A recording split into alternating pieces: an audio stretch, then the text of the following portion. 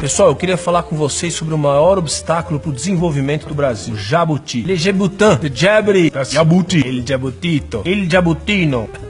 Esse bicho lerdo e feioso aqui, ó. O jabuti representa uma casta privilegiada e retrógrada, a chamada velha política. São caciques, coronéis, corporativistas e burocratas que controlam e atrasam o país há décadas. O jabuti reina no Brasil, mas morre de medo da onça. Não vou fazer.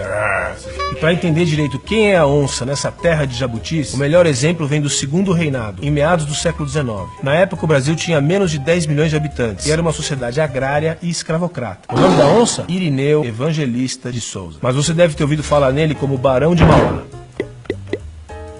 Quando tinha 9 anos, o jovem Irineu veio para o Rio de Janeiro, fugindo dos conflitos da fronteira gaúcha com o Uruguai. Na capital do Império, começou trabalhando para o importador escocês, no comércio de secos e molhados.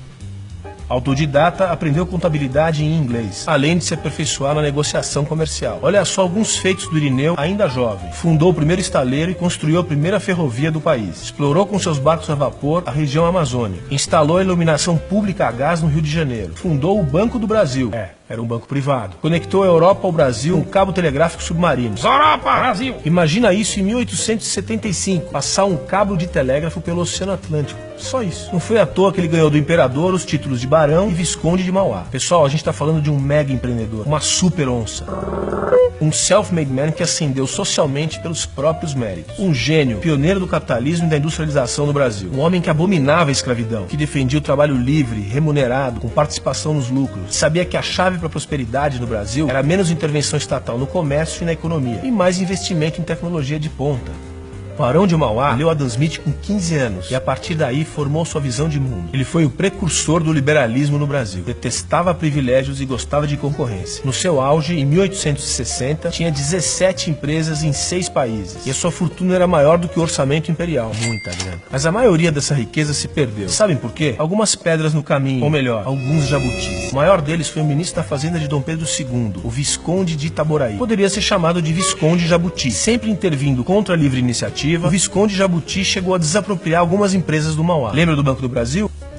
Sem falar nas sabotagens criminosas e nas campanhas de difamação. De ataque em ataque, o Visconde de Itaboraí queimou o filme do Mauá. Pintou ele como um novo rico fútil, um industrial interesseiro e imprudente e um inimigo dos bons costumes e do Brasil. Olha que piada. O empresário livre e empreendedor era o problema e não a solução. Alguém aí já viu esse filme?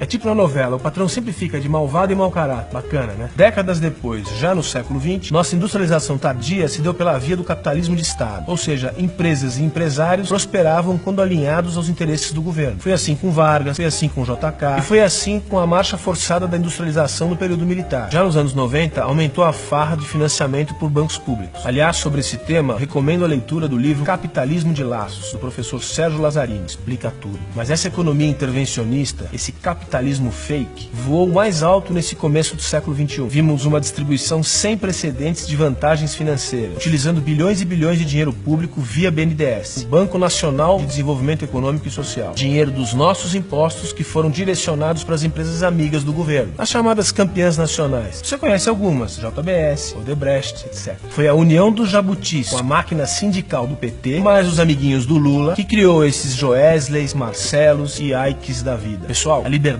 empreendedora sonhada pelo grande Irineu Evangelista há 150 anos ainda não é uma realidade. Nós ainda somos a terra dos favores e dos privilégios. E cabe a cada um de nós decidir se queremos mesmo um país estagnado, no passo do jabuti. 2018 tá logo aí. Será um momento decisivo para esses bichos cascudos. Eu acho que chegou a hora das verdadeiras onças beberem água. Moçada, eu sou Christian Lobauer, professor, cientista político e queria convidar vocês para curtirem a página e debaterem as nossas ideias. Quem quiser receber meus vídeos por WhatsApp é só mandar o nome completo e a cidade nesse número aqui, ó. Até mais. O melhor programa econômico do governo é não atrapalhar aqueles que produzem, investem, poupam, empregam, trabalham e consomem. Irineu Evangelista de Souza, Barão de Mauá.